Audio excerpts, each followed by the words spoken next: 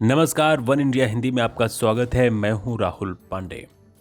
उत्तर प्रदेश में तीसरे चरण का मतदान हो चुका है। 20 फरवरी को तीसरे चरण में यादव बेल्ट और बुंदेलखंड के इलाके की सीटों पर हुए मतदान में पिछली बार से कम उत्साह दिखा। चुनाव आयोग के मुताबिक तीसरे दौर की 59 सीटों पर 60.46% मतदान रहा, जबकि 2017 के विधानसभा चुनाव में यह आंकड़ा 62.21% था। तीसरे चरण में ब्रज, अवध और बुंदेलखंड इलाके की सीटों पर चुनाव के वोटिंग ट्रेंड को देखें तो पिछले चुनाव से 2% वोटिंग कम हुई। 2012 की तुलना में 2017 में वोटिंग में 2% का इजाफा हुआ था।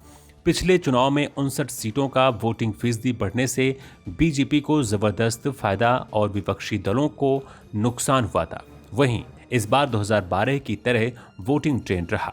तीसरे चरण का मतदान 20 फरवरी को हुआ था। हाथरस जिले में 63.15%, फिरोजाबाद में 62.15% मतदान हुआ था। कासगंज में 62.89%, एटा में 65.78%, मैनपुरी में 63.61%, फर्रुखाबाद में 59.10%, कन्नौज में 61.99% और इटावा में 61.35% मतदान हुआ था। विश्लेषण करने पर साफ पता चलता है कि वोटिंग फीसदी बढ़ने से विपक्ष को लाभ पहुंचा है। 2017 में इन 59 में से 49 सीटों पर बीजेपी के उम्मीदवारों को जीत मिली थी, जबकि सपा को सिर्फ 8 सीटों पर ही जीत मिली थी और बीएसपी और कांग्रेस को एक सीटों पर जीत दर्ज हुई थी। 2012 के चुनाव में इन 59 सीटों में से बीजेपी को 8, सपा को 37, बसपा को 10 और कांग्रेस को 3 सीटों पर जीत मिली थी। इस तरह से 2017 में बीजेपी को 41 सीटों का फायदा मिला था, तो सपा को 29, कांग्रेस को 2 और बसपा को 9 सीटों का नुकसान उठाना पड़ा था। 2007 के विधानसभा चुनाव में इन 59 सीटों पर 50% के करीब वोटिंग हुई थी, जिसमें बसपा को 28, सपा को 17 और बसपा को 7 सीटें मिली थी। 2012 के चुनाव में 10% वोटिंग का इजाफा हुआ था। सपा को 10 सीटों का फायदा तो बसपा को 21 सीटों का नुकसान हुआ था।